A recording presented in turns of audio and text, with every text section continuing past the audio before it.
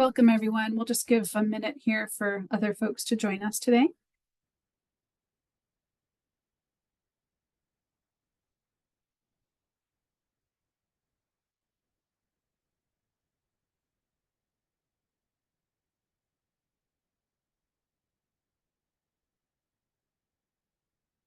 Again, welcome. We'll get started in just a minute.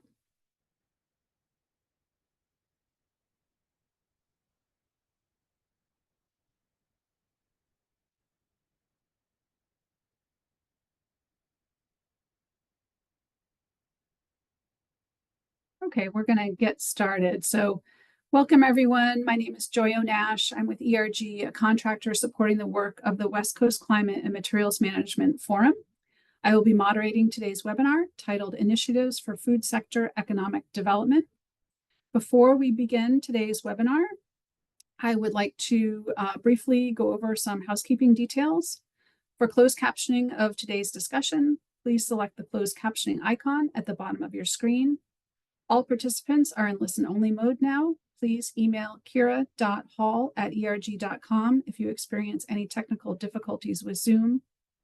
Please submit questions for discussion into the Q&A feature. Today's session will be recorded and shared at a later date through the forum website at www.westcoastclimateforum.com.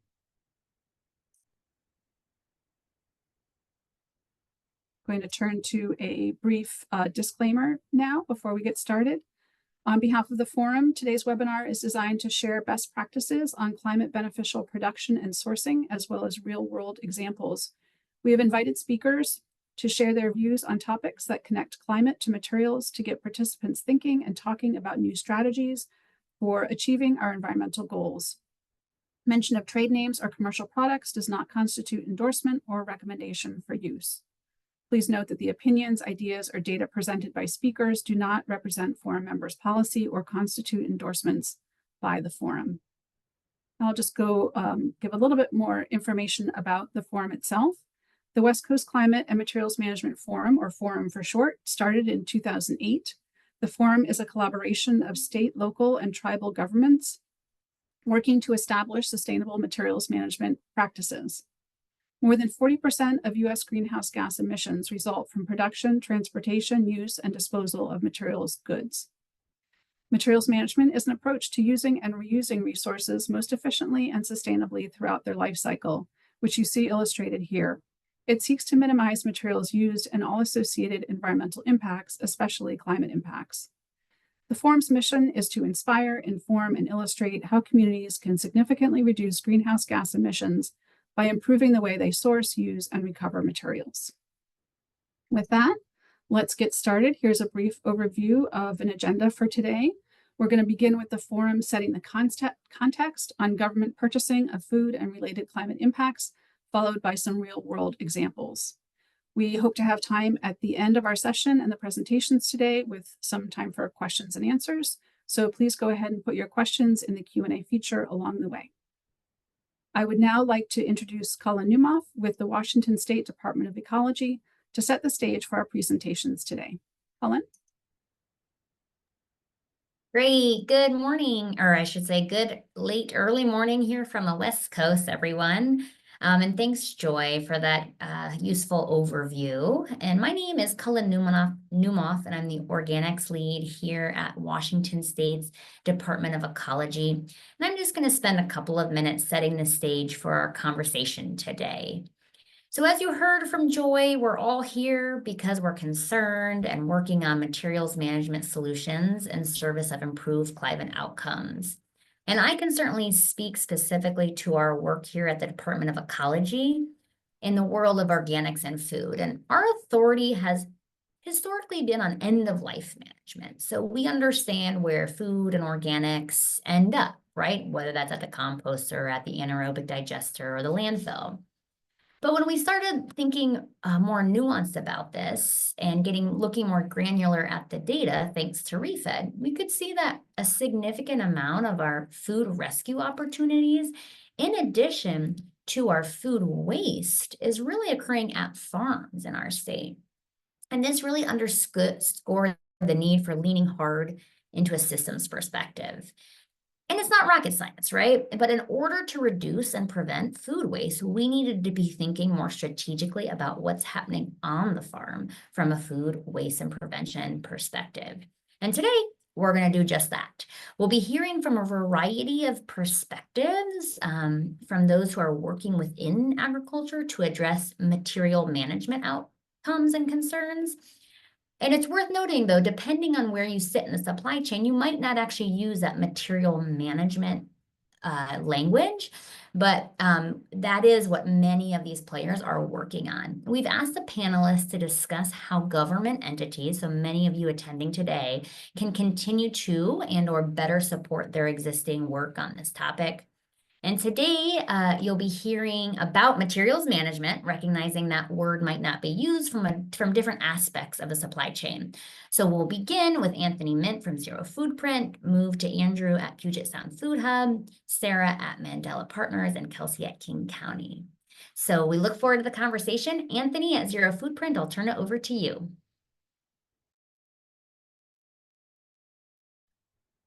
Thank you, Colin. Thank you, everybody.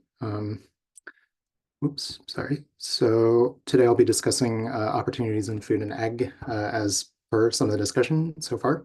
From where I sit, there is basically a glaring need and opportunity for policy, local policy, to play a role in creating best outcomes. And you'll note kind of an unusual phrase here, for policy to drive private sector finance. So that's really the work that we do. And I'm, in the interest of time, going to skip most of like my whole background and all this stuff. So I'm starting here with a slide that reflects information from Project Drawdown. Unlike a lot of climate research, this slide is showing the opportunity, so kind of like the solution percentage or proportion from each pathway. On the left are reductions, and on the right are removals. So you'll see on the left in this green stripe, food, ag, and land reductions are basically the biggest opportunity already. And then you'll see on the right, food, ag, and land removals, also as big as like the whole energy sector, for example. And so taken together, it's like food, ag, and land are the biggest solution by a wide margin. Drawdown also has kind of analyzed every climate solution and, renewable energy, educating girls, refrigerant management, less food waste, all these different solutions and kind of cost benefit.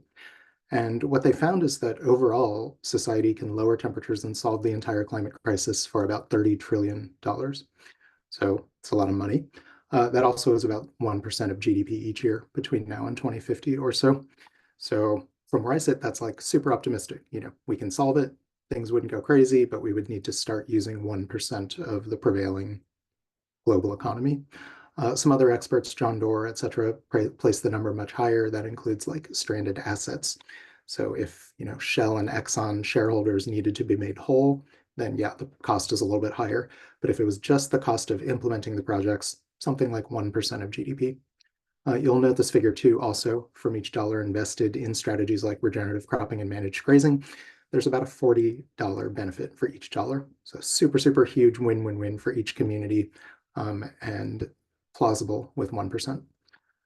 Some of the work in food and ag and land is guided by some of the new biogeochemistry. So we don't really have time for me to get into like microbial necromass and heavy fraction carbon and all these things. But basically there's a new understanding of soil carbon and its soil's ability to sequester carbon, basically, and for that sequestration to be long-term, not just part of the carbon cycle.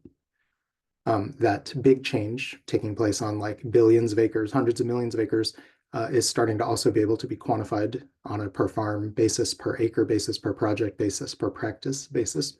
So you'll see here a screenshot from something that Comet Planner, which is a modeling tool from Colorado State and the USDA that the state of California uses. The USDA uses this.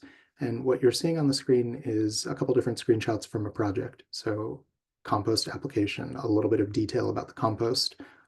This project was in Sonoma County on 23 acres, and the field type was grassland. So I chose that specifically because there's this prevailing notion of like compost being used for the organic lettuce production or something like that, maybe a biodynamic vineyard. There's also 760 million acres of grassland in the US, a lot of it degraded, a lot of it in the arid West with the potential to be restored and to sequester carbon through these kinds of projects. But if you imagine you're a rancher with 1,000 acres of grassland, you would never in any kind of normal business model pay to get a bunch of compost out and spread on that grassland, even if it was going to create more feed and water holding capacity, even if it was beneficial. It's just not part of the kind of prevailing food economy. And so that again is where policy can play a role. Sorry, I clicked advance.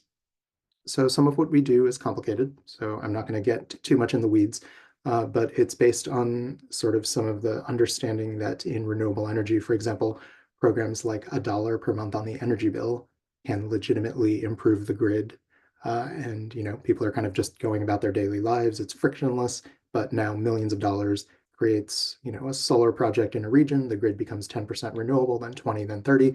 And so that whole approach is called mass balance. I think at this point, many of us understand that we need that kind of collective economic action, as well as individual consumption-based efforts like switching to an EV or a heat pump, like putting solar panels on your roof and adding a battery. We kind of need both. But in food, there really is nobody actually implementing that kind of improving the grid approach, just getting money from the food economy, maybe $1 per trash bill or something to farm projects. And so that's the role Zero Foodprint has been playing in collaboration with the state of California, the state of Colorado, individual cities and counties like Boulder, Sonoma. So if anybody on this call is interested in, basically accelerating regenerative ag, biodiversity, resilience, water conservation in your county and region, we are standing by to do that, both as an informal kind of crowdfunding effort on a voluntary basis or by ordinance. This slide, however, helps to indicate some of the complexity. So if it's $1 per energy bill, that's almost like the consumer's whole energy transaction for a month or whatever. In this case, if somebody was spending money on food, they might be going to Trader Joe's, the farmer's market, a restaurant, a coffee shop.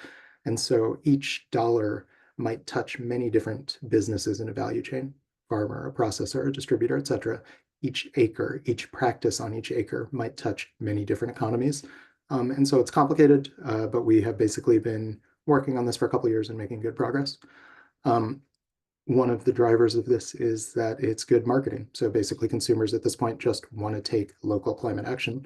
I would argue they didn't have a way to do that before.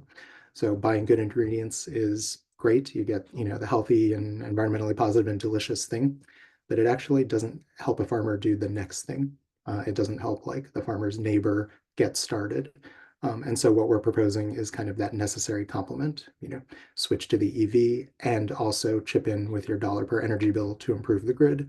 But again, in food and ag and land, you didn't have that option until now. So now there's 80 Zero Foodprint businesses and counting. We'd love to work with anybody on this call. If your brother runs a restaurant or something, get in touch. Our business members range from, a Michelin-starred restaurant to wine and spirits, to all the way down to Subway sandwiches, which is participating with every location in Boulder. These businesses are sending us 1% of sales. So on the one hand, pretty palatable for customers. On the other hand, kind of a significant financial contribution from each business. We're keeping 5% for printing postcards and educational materials, and then getting 95% of the funds out to farm and ranch projects and to technical assistance from groups like soil and water conservation districts, university cooperative extensions, et cetera, overseeing each project. At this point now, those couple cents per purchase are starting to add up. So we've now done 140 plus farm projects, et cetera. The benefits equal to not burning about 11 million gallons of gas. Here's what it looks like at two example businesses. So on the left is a farm to table restaurant. They're kind of going above and beyond now. So the half chicken used to be $36. Now it's $36.36. As you can imagine, customers are not like revolting or anything. It's just, oh, cool. Now something's happening. It's not just buying from the good farm. On the right, you'll see Subway sandwiches, which has approached this through a 1% opt-out fee. So that is how the franchisee was able to get approval from corporate to do this. So this is happening at every location in Boulder. If this was every Subway location, period, that would be $160 million per year. So Subway, for example, could very quickly kind of improve the grid of their own supply chain. They could decarbonize, reduce Scope 3 emissions, gradually start to shift from conventional to regenerative, organic, et cetera, ingredients. But typically, if you were the Subway CFO, you would just collect that money and then give it to shareholders. And so that's kind of where the opt-out mechanism is useful, because it both kind of requires Subway to do it if the customer has opted to do it, but it also creates an opening for local policy.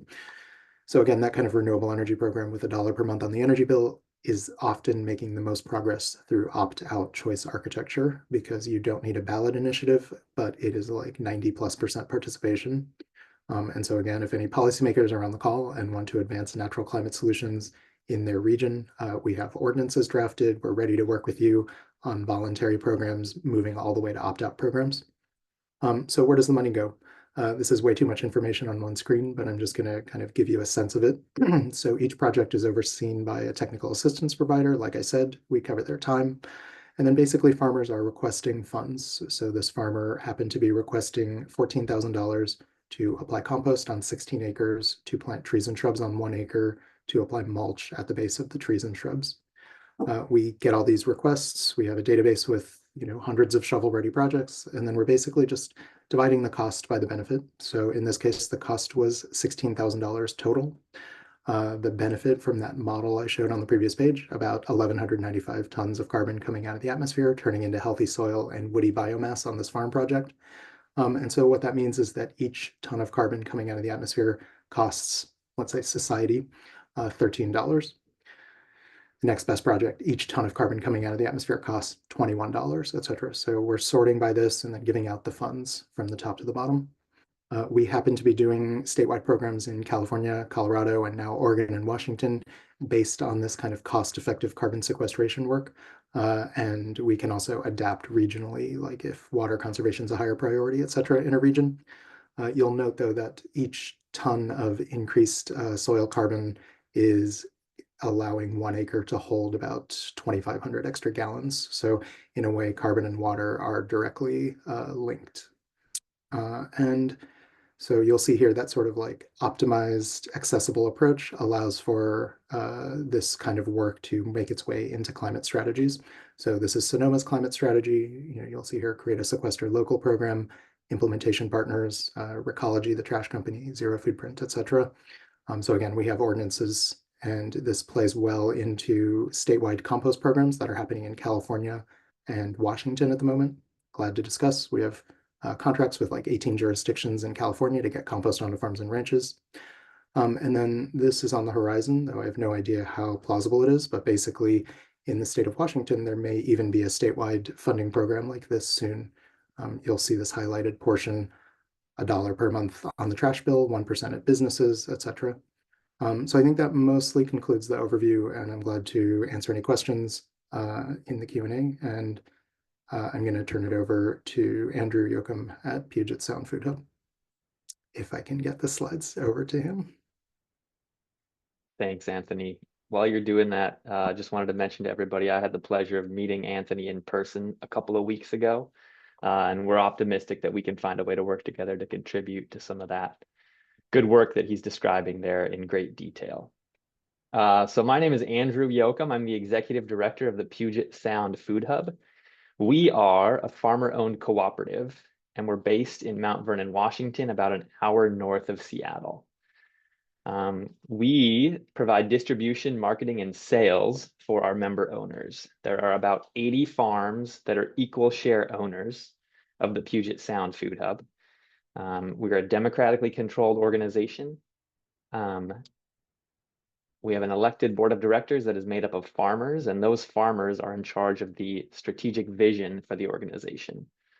So stewards of the land own the business and control the direction of the business. It's a very grounded grassroots organization. To that point, a brief origin story of the Puget Sound Food Hub. We started under the overpass of the Skagit Valley Food Co-op in downtown Mount Vernon, a rural community here, again, about an hour north of Seattle. A handful of farmers got together to say, hey, fellow farmers, hey, y'all, how do we all stop competing for these small local sales north of Seattle? And how do we cooperate to expand our market and develop our distribution down into Seattle, the main population center in Western Washington? So the idea for the Puget Sound Food Hub was born from those conversations. The farmer said, hey, how do we put all of our food on one truck? How do we stop driving down to Seattle and pounding that pavement ourselves? How do we hire a team to do that work for us so we can stay on the land and be good stewards of that land. 10 years later, here we are. We have a team of about 30 employees.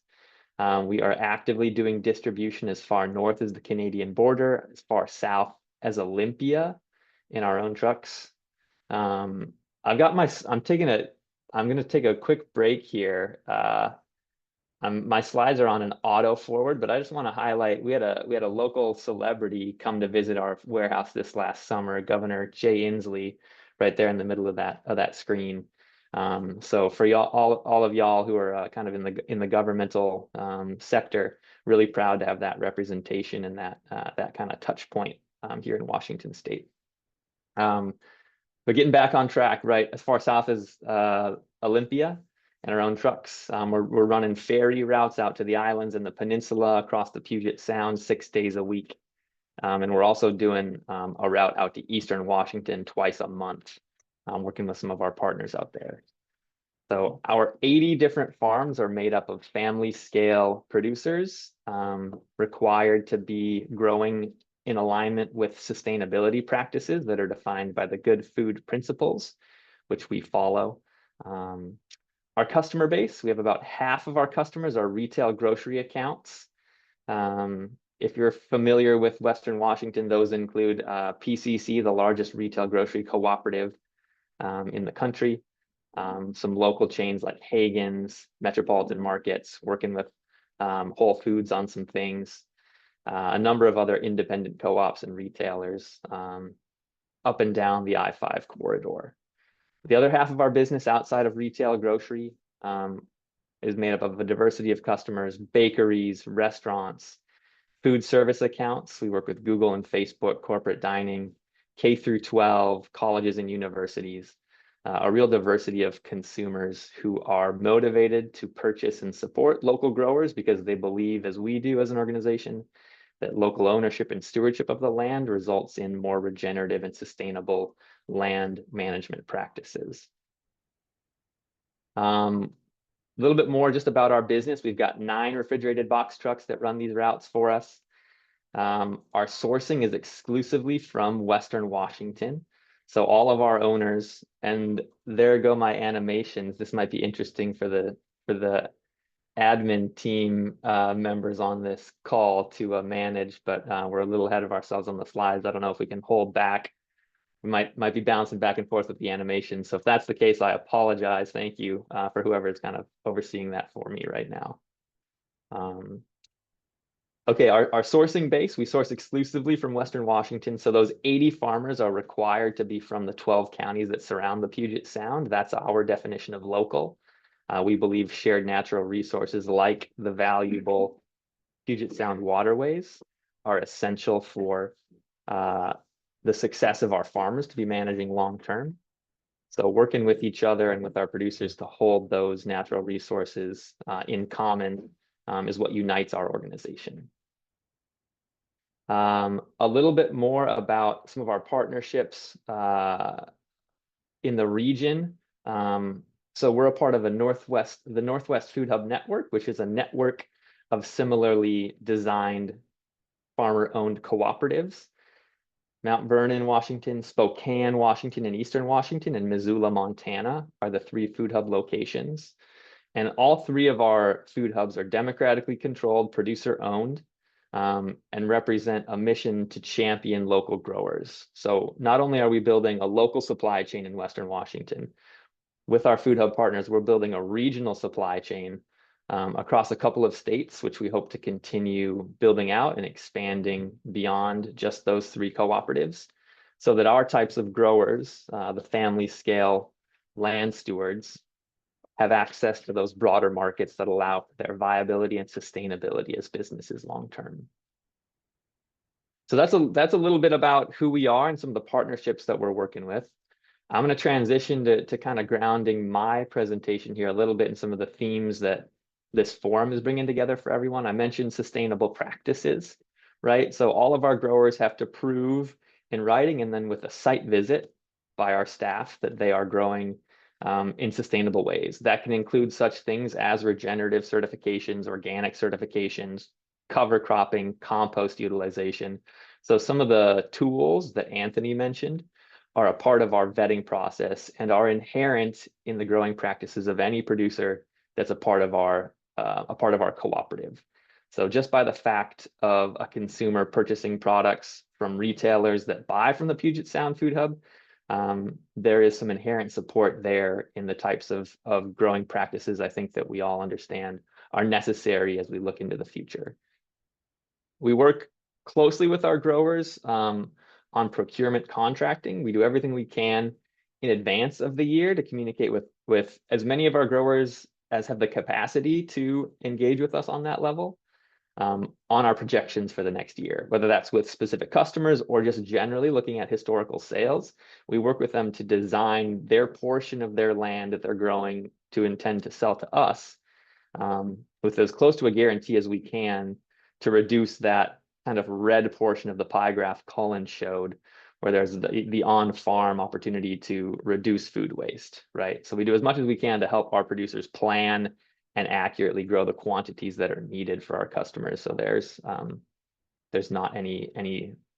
So we're minimizing the opportunity for waste, I guess, is the best I can say there.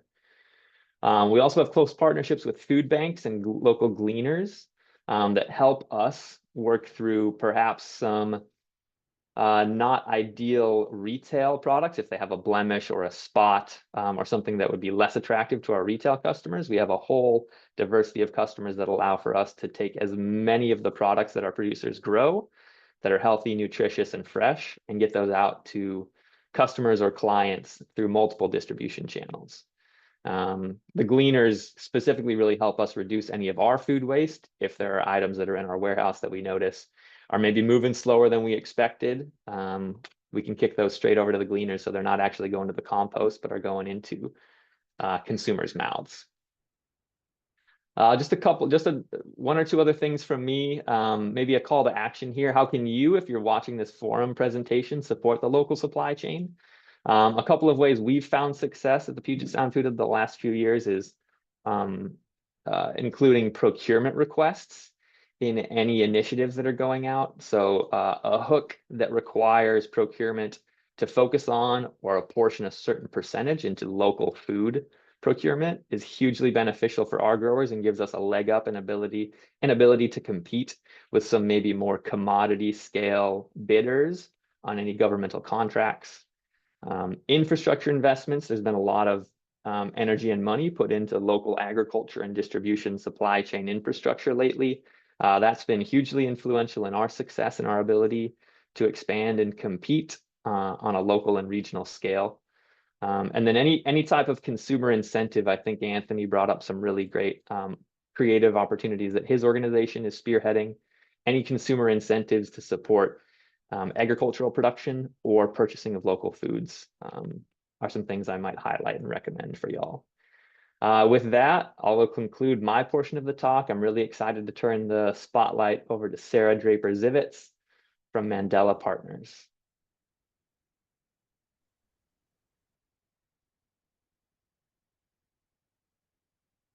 Thanks, Andrew. Hi, everybody.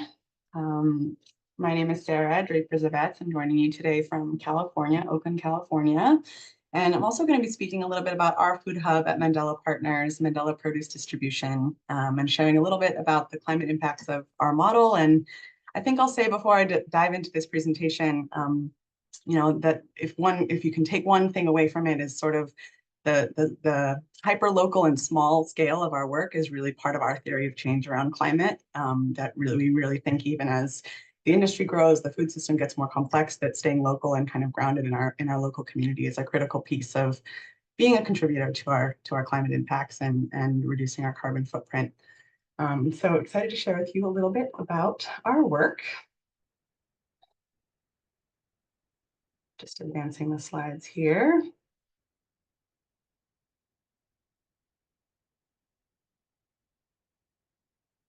Okay, so Mandela Partners is a nonprofit organization. We started as a very grassroots small organization based in West Oakland, California, about 20 years ago, led by a community process that really said, the West Oakland food landscape is not serving us. It's not meeting our needs. We need something better.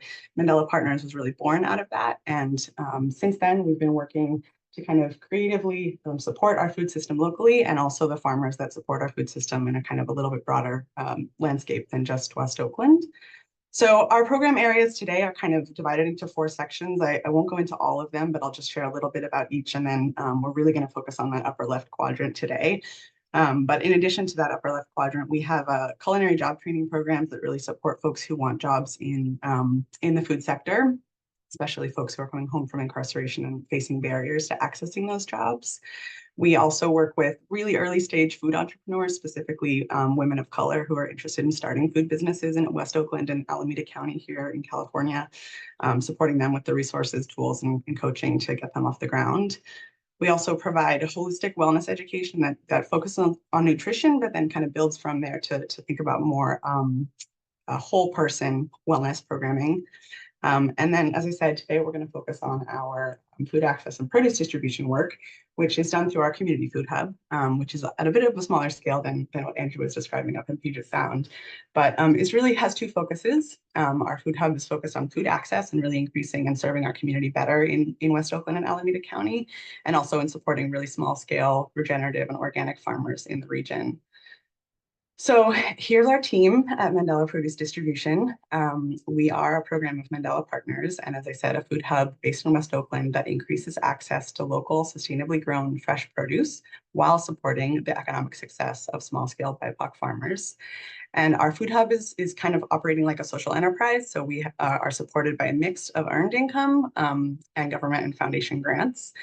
And those together support our work around 4 program areas at the Food Hub, each of which sources produce from about 12 small-scale farmers of color at this time that are working in the region and practicing organic or pesticide-free growing practices. Those programs that I mentioned, one is our wholesale program, and that is providing mostly small food businesses, restaurants, and community organizations with a source of ethically grown produce. We also operate a community-supported agriculture produce box program. This was born during the pandemic as a way to get fresh produce to folks' houses and also support our farmers through that uncertainty. And we distribute weekly boxes around Alameda County, both direct to homes and also at pickup sites. We also operate several community produce stands, which were really very mobile grocery stores, basically very mini mobile grocery stores that pop up at sites around the county where there isn't a really good grocery alternative, or where those alternatives really don't have the culturally relevant, fresh, nutritious produce that residents need. We have a number of those that operate on a weekly basis, and that and our CSA Produce Box program offer a 50% discount to anyone shopping with CalFresh, which is our version of SNAP benefits.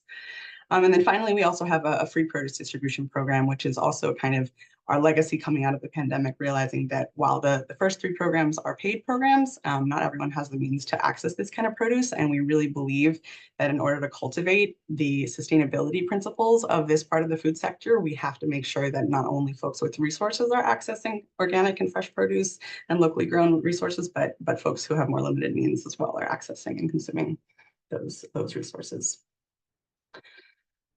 So a little bit about our climate impacts as a distributor. And again, we are kind of shoulder to shoulder with much bigger distributors working at a much larger scale. So I think our scale is kind of one of our fundamental and core climate impacts, is staying at a small scale. But we do sort of serve as a distributor. And so we think about kind of 3 areas that we kind of have climate impacts and carbon footprint impacts in our work. One is in sourcing and procurement, then of course in our packaging and our distribution, and then really about contributing to an economic development landscape in West Oakland that impacts climate-friendly agriculture, and then vice versa, the climate-friendly agriculture really helping our economic development goals in the region as well. So this is here's a picture as we talk about our sourcing and procurement of one of the farmers that we source from. Maria is here, second from the right. I'm there on the right visiting her. She's one of our farmers that grows about 90 miles from us in West Oakland. So again, all of our farmers identify as Black, Indigenous, and people of color. They're all operating on a very small scale, and then they're all either certified organic or using regenerative practices and not yet certified. They are all located within 150 miles of West Oakland, so really in a pretty hyper-local food shed. And we are increasingly focusing on farms that are working at an urban or suburban scale, which is typically very challenging for food hubs to work with that kind of farmer. Because the produce and the scale and the reliability is a real challenge when you're working on a very small piece of land. But we think as a nonprofit, we have the opportunity to kind of get creative there and be able to source from them when it makes sense for them and when it makes sense for us. And we've had some great success there so far. Also, for all of those programs that I mentioned, we generally are placing our orders with our farmers and doing all of our procurement on demand. So when at the beginning of the week, we will know how many CSA customers we have for that week, what kind of produce stands we'll be running, how many wholesale customers and what they're going to want for the week. And then we'll place our orders with our farmers then, so that we're not holding any back stock in our food hub. And we have very, very minimal waste as a result of that. We're able to make sure that all of the ordering that we're doing is being fulfilled and going out to customers in that same week. In the small sort of few scenarios where we do have to sort of guess a little bit at the volume and inventory we're going to need, for example, if we have a produce stand that's coming up, that's a newer produce stand and we don't quite know what the customer demand is going to be there, we have the opportunity to really closely manage our inventory, and we're really grateful to partners like Stop Waste to help us kind of build the capacity to do that work so that we can assess where we may be having areas of waste and minimize that over time. And then another really important part of our operations is we used to travel to the farms that we work with to pick up our produce. And that was really creating a lot of vehicle emissions for our work. And we realized that for the most part, farmers at this scale are typically relying mostly on retail, excuse me, and direct to consumer. So working at farmers markets to sell their product, and their wholesale business, like working with us, is a minimal part. So they're already going to farmers markets in the area, to markets that are very close to where we operate in West Oakland. And we thought, why don't we just meet them there? Look, quite literally meet them there at the market before they start for the day, pick up our orders then and bring them back to the warehouse, meaning we're traveling 2 or 3 miles to pick up the produce for our week rather than 150 back and forth. And finally, we're really excited to be also doing some crop planning with farmers. So again, as Colin was mentioning, kind of the upstream interventions around food waste, really, I think, start with making sure that farmers know where their product's going to go during the growing season. And we are excited to be planning some trials of crop planning with a few farmers in 2025 to make sure that they can plant what they're anticipating and know that they'll have a market with us. And we as an organization build that into our grant funding, into our planning, so that we can absorb all of the amount that we commit to. If we've planned for 2 rows of broccoli and then we can only find customers for 1 row of broccoli, we can still buy the rest of that broccoli from the farmer and make sure it gets out to our food distribution partners and is consumed and is not really at risk of waste at all. Also, and of course, in our packaging and distribution, Mandela Partners really works very hyper locally, as I mentioned. A lot of our distribution is happening in a 15-mile radius. Almost all of our customers, our program sites are happening within a 15-mile radius. And we are operating in the Bay Area. We obviously could be going much further out for our work, but we know that there's a lot of demand very hyper locally. And we're trying to stay focused here in the very near region so that our footprint is small and our carbon emissions are low. And of course, we're using reusable packaging wherever we can. You can see here on the left-hand side our CSA boxes. And I'm seeing a note that I'm going to need to wrap up. So I'm going to just move through this one very quickly to just point out here again that when a lot of our work is really focused on creating demand for the more sustainable agriculture that we are procuring. It's not just about meeting that demand, but sort of working with businesses and customers who might otherwise be sourcing from the bigger corporate agriculture environment, and recognizing that we can help shift their business practices and their consuming practices, and we want to be a part of that work. So just to kind of conclude here, I think the key point here is how can especially government funders, for those of you who are in a funding position, support this part of the food chain and our climate goals. I think I had a lot of ideas to put on this slide, but I think the top 3 that I wanted to share are: one, that sometimes we feel as organizations that we're under the pressure to come up with new ideas, and for funders to kind of look at the new shiny object, but sometimes what's working is working, and we really love being able to continue the work that is impactful. So new ideas are great, but not only new ideas as funders. Also kind of thinking about growth and small is beautiful, being, that's a shift in mentality, and thinking about the pressure to grow and to maximize efficiencies can sometimes backfire when you're thinking about climate goals. And I think reducing that emphasis is really an important part of allowing organizations like ours to contribute to the climate impacts of the local food system. And then finally, I think really thinking more creatively and expansively about the metrics for sustainability. So I know that things like pounds of food waste diverted out of the food system are typically a very common and easy metric to measure. It might be harder to measure how we're supporting, for example, a small local farmer and all the ways that ensuring their sustainability as an entrepreneur and as a business person is contributing to the climate by the soil health they're maintaining, the stewardship of the land, et cetera. And so just thinking a little bit more expansively about what metrics can be measured and can define success for our organizations, I think will really make a meaningful impact to allowing our organizations to continue to be part of a vibrant food supply chain. So thank you all so much for having me here. Here are some links to our organization websites and our social media handles. And I'd love to hear from you if you'd like to chat with me. There's my email address there. And I'd like to pass it over now to Kelsey Bailey at King County. Yeah, thank you, Sarah. Hi, everyone. Thanks for having me. Again, my name is Kelsey Bailey. I use she, her pronouns. I'm with the King County Solid Waste Division, which is located in the Seattle area in Washington, for those who are not familiar. Next slide, please. So I want to give some context that I am here representing the Solid Waste Division. At King County, we have lots of different departments and divisions that address multiple points along the food chain life cycle, the organics life cycle, and what have you. So this is from the Solid Waste Division perspective and the work that we particularly are focusing on. So I am one of 4 to 5 folks in the Solid Waste Division that focuses on organics and organics management, and really working towards the goal of zero food waste in landfill. My greater team focuses on different materials that we can see as a resource rather than waste to divert from landfill for better and upcycled purposes. So this is just an infographic that kind of highlights the organics life cycle, and I'm going to work through some of that. And some of the programs and work of how we address these different parts are listed on the screen, but we'll walk through those. So next slide, please. So to help organize our programming, I like to apply the lens of the EPA wasted food scale, starting with the most preferred method. Most preferred to reduce environmental impacts is preventing food waste and wasted food in the first place. In that, I run a residential focused food waste prevention program that is called Food Too Good to Waste. The EPA has a very similar program. A lot of other jurisdictions, especially on the West Coast, have programs like this, but this is a common program that you'll see at local government levels across the country.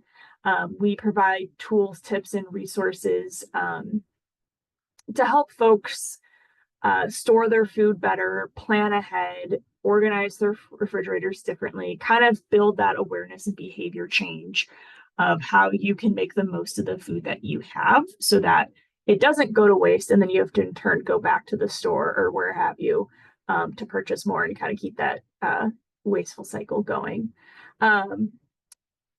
Currently, right now, our attempt of doing this program is a mile wide and a mile deep approach. So we do general education outreach through typical social media, widespread media channels. But then we also have a mile deep approach where we engage in person with specific communities of focus. And in the last 2-3 years, we've been working with a network of food markets or food banks in the King County area called HopeLink. They have about 6 or 7 different sites, and it's really focusing our resources and funds to help folks, again, make the most of the food that they have, store it properly, and all these different tips and tricks. So in turn, you're not wasting more food and having to spend more of your income on food, and that could go towards other priorities in your life and your household. We also work with local farmers markets and a couple other food bank associations in the area as well. Lastly, I have on here public-private partnerships. King County is a jurisdictional member of the Pacific Coast Food Waste Commitment.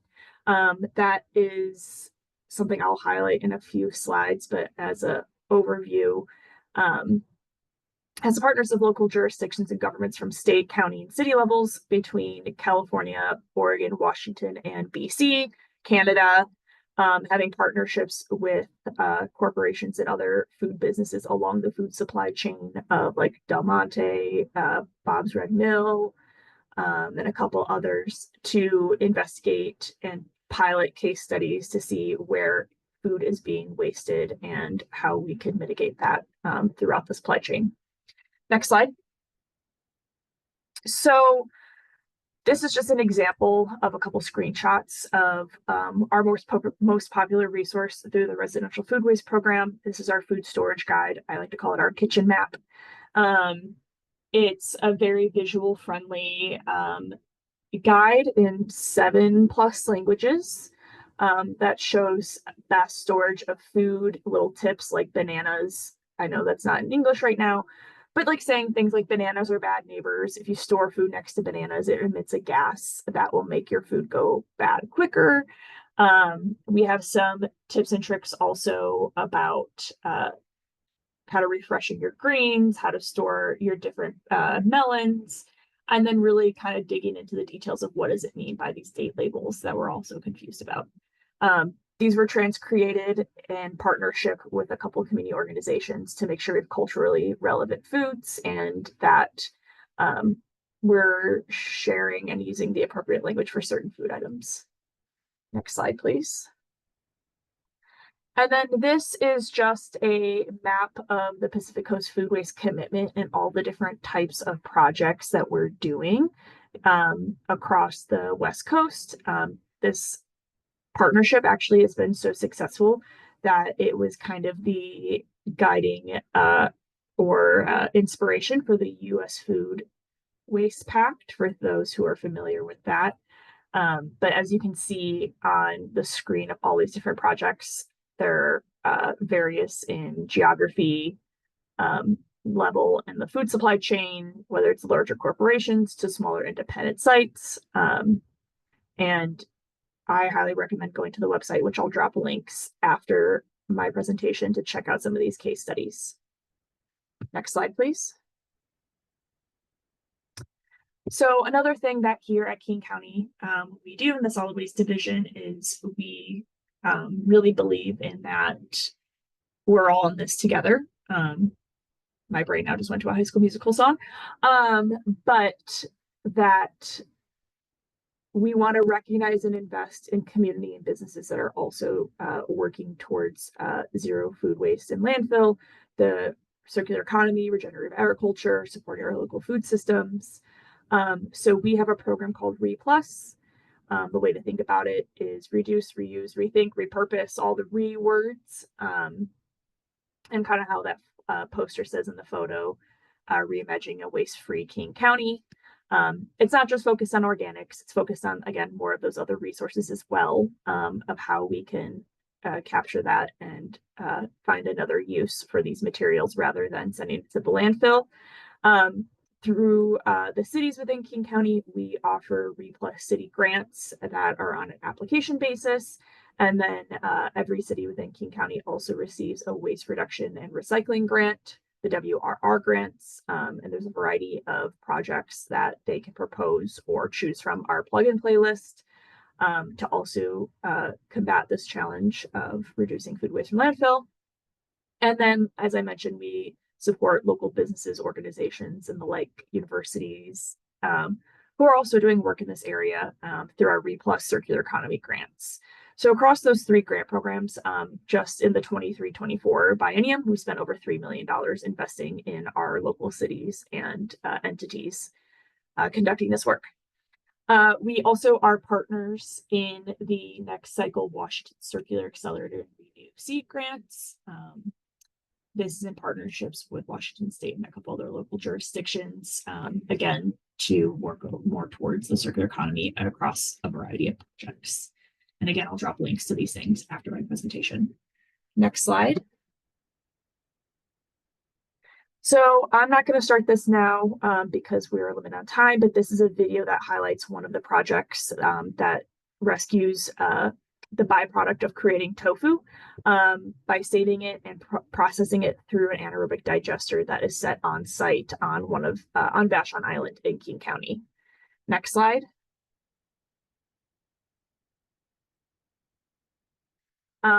This is, I'm getting a message that we need to wrap up because we have a Q&A to still go to. I'll drop a link in the chat, but Washington in general has been working really hard, similar that to other states on the West Coast, to pass organics management laws. We passed one in 2022 and 2024, or yeah, 2024, and there'll probably be maybe a proposed bill in the upcoming legislative session. It covers all different points along the organics life cycle to promote local food systems and keep organics out of landfill for climate change impacts. I'll drop the link for more information on that. And then next slide, please. A big piece of supporting your local food systems and diverting organics from landfill is to close the loop of that organics life cycle. So if you are collecting more diverting food waste from landfill in terms of sending it through a curbside organics collection or composting, usually sent to composting through curbside collection or anaerobic digestion. To close that loop, you really need to work to support our local ecosystems by returning that compost to our local soils to promote vegetative growth, to help with soil erosion, to revitalize soils that we have deteriorated over years of construction and development, to filter stormwater rainfall runoff from different chemicals and pollutants coming off our cars, homes, roofs, etc. And we have a program at King County that really focuses on that work that I lead. I will drop the chat for as well. And I'll leave it at that. I have some links in my last slide, some contact information, and I'll drop the rest in the chat. So thank you. Thank you, Kelsey. Thank you, everybody. Thanks to all of our presenters today. You guys can all come on camera for our time for Q&A. We've got about 8 minutes left, and we've got a handful of questions to get to at least. So seems we could have spent an hour on each one of your topics and programs. So such a wealth of information. Let's see, the first question we have is for Andrew. Are any of your refrigerated box trucks electric? Great question. No, they are not. We're hopeful to find some governmental support with some grants to do that increase and upgrade to our fleet. TBD, it's on our radar. Great. The next question is actually came in when you were speaking as well. Are there any key differences between the Puget Sound Food Hub and conventional agricultural cooperatives such as corn, grains, and beans? Do you have more of a focus on consumers with your food hub?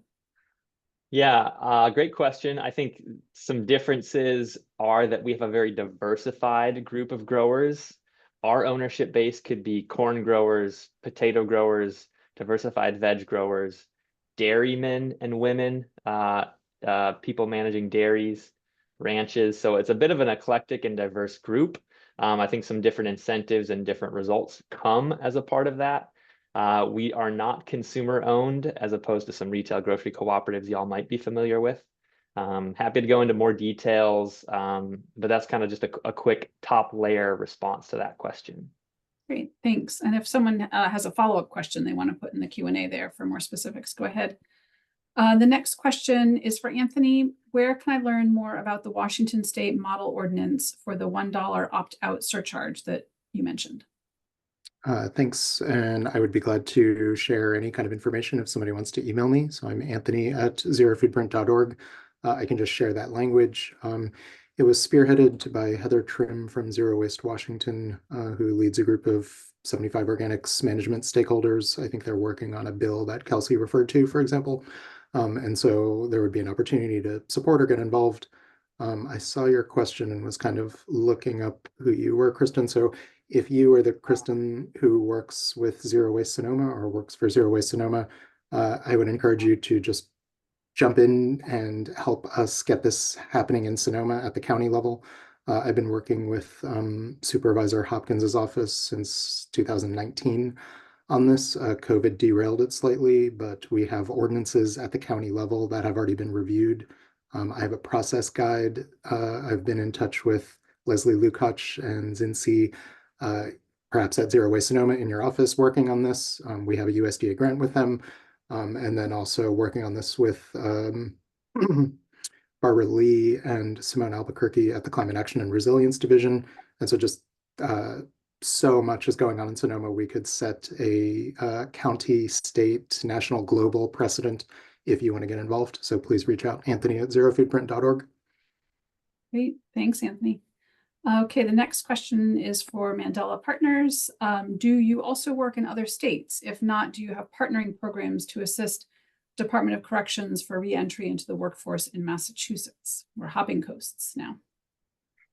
Yeah, it's a great question. We don't work in other states. We're very local to the Bay Area and specifically to Oakland. But I would be happy to connect you with my colleague who runs that program. I know she has some partners here in California that do more national level work. And we may have some good contacts in Massachusetts. So please feel free to email me. I'll put my email back in the chat. Great, thank you, Sarah. There are no other questions. I guess that brings one question to my mind. Maybe each of you could touch on this in some fashion. Do you have advice for others, potentially in other parts of the country, for learning from this type of work that you're doing, for spearheading new initiatives in their areas, connecting with the right people? Any advice that you can offer to others who are just sort of getting into this space? I could go first really quickly from the government perspective. And just for local organizations, the US EPA hosts 2 peer network groups that I thought has been very helpful in looking at food waste prevention. So it's the Food to Good to Waste peer network. And I can drop Claudia's email in the chat, the person at the EPA that runs that program, and you can get on the listserv for that. It's been really great to get ideas of work that's already been out there. So no need to recreate the wheel, but also to build networks and opportunities to meet with different government officials or organizations that are already working in this space in your area. And then the same goes for a compost and aerobic digestion peer network, if that's a little bit more on your level. I'll drop both those in the chat. Great, thanks. Anyone else with anything to add? I'll jump in quick and say that I think that everybody's doing amazing work on waste, sourcing, all these things that have to do with eating, because I think in a lot of cases that's kind of our orientation to the food system. However, there is a glaring opportunity in agricultural transition, maybe even as big as the entire renewable energy transition, where state and local policy can help create funding to make that transition occur in new ways that haven't yet been activated. Great, thank you. All right. Well, there's no other questions in the Q&A, and it's just about time to wrap things up. So with that, I would just like to thank you all again for your time today. We will notify attendees via email when a recording of the webinar is available up on our website. Again, the website is on your screen now. You can go find other forum resources there as well. If you did not receive this invitation directly from our current mailing list, if it was forwarded from a friend or a colleague and you would like to be added to our mailing list, please email me at joy.onash@erg.com and I can add you to our mailing list to make sure that you get a direct invitation to our next event. With that, Cullen, do you want to say anything in closing, or are we all set? I think I'll add is encourage all of the partners here on today's call to always look beyond your boundaries to understand how all these systems connect. And I think that's why we're all here today. So I really appreciate everyone's perspective they brought to the call. And I know anyone here on this call will be happy to talk more about how to engage in your own communities on these same topics.